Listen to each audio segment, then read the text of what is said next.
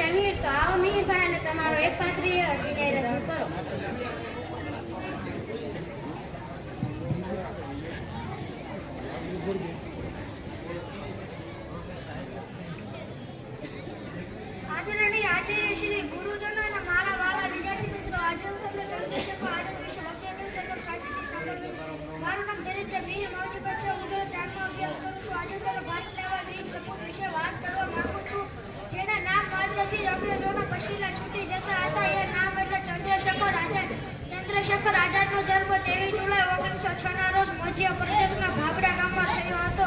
નાનપણથી જ તેમનામાં દેશભક્તિના સંસ્કારો લડાયેલા હતા. જ્યારે તેઓ માત્ર 15 વર્ષના હતા ત્યારે અસહકારની લડતમાં પકડાયા હતા. જ્યારે ન્યાયાધીશે તેમનું નામ પૂછ્યું ત્યારે તેમણે ઘરેથી કહ્યું હતું, મારું નામ આઝાદ છે, મારા પિતાનું નામ સ્વતંત્રતા છે અને મારું ઘર જેલ છે. ત્યારથી તેઓ આઝાદ તરીકે ઓળખાતા. તેઓ માનતા હતા કે આઝાદી વિનંતી કરવાથી નહીં પણ છીનવી લેવાથી મળે છે.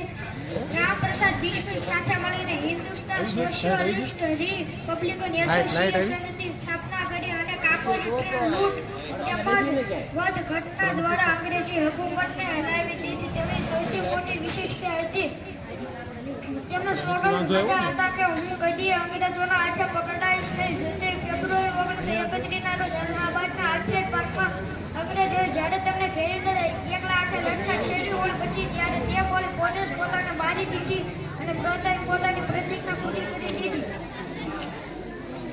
આપણે જે તેઓ આઝાદ હતા અને આઝાદ જ રહ્યા. આપણે જે મુક્ત હવામાં શ્વાસ લઈએ છીએ તે આઝાદ જેવા અનેક ક્રાંતિકારીઓના બલિદાનને આભારી છે. દુશ્મન की गोलियों का हम सामना करें कि आजादी रहे है आजादी रहे. भारत माता की जय. इंकलाब जिंदाबाद. इंकलाब जिंदाबाद. इंकलाब. अस्तु जय.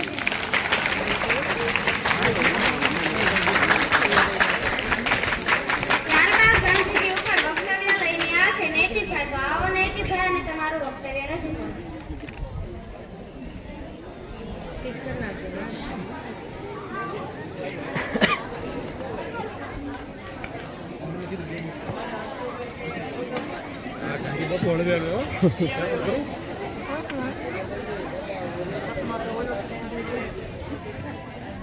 નમસ્તે. ગામમાંથી પધારેલા વડીલો તથા ગ્રામ પંચાયતના સભ્યશ્રી અને મારા વાલા વિદ્યાર્થી મિત્રો, આજે હું તમને ગાંધીજી વિશે થોડું કહીશ તો શાંતિથી સાંભળવા નમ્ર વિનંતી. ગાંધીજીનો જન્મ 2 ઓક્ટોબર 1869ના રોજ પોરબંદરમાં થયો હતો. તેમનું પૂરું નામ મોહનદાસ કરમચંદ ગાંધી. તેમના પિતાનું નામ કરમચંદ ગાંધી અને તેમની માતાનું નામ પુતળીબાઈ હતું. ગાંધીજીએ બાળપણમાં હરિચંદ્રનું નાટક અને સ્તંભની વાર્તા સાંભળીને તેમના હૃદય પર ખૂબ જ ઊંડી અસર પડી. ત્યારથી જ ગાંધીજીએ સંકલ્પ લઈ લીધો હતો કે આજથી હું માતા પિતાની સેવા કરીશ અને અહિંસાના માર્ગે ચાલીશ. અહિંસાના માર્ગે ચાલીને જ ગાંધીજીએ ભારતને આઝાદી અપાઈ. રસ્તું જઈને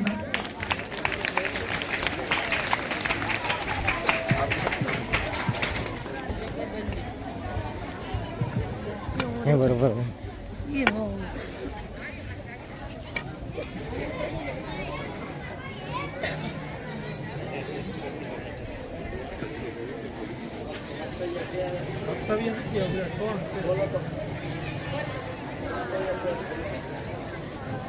હેલો હેલો.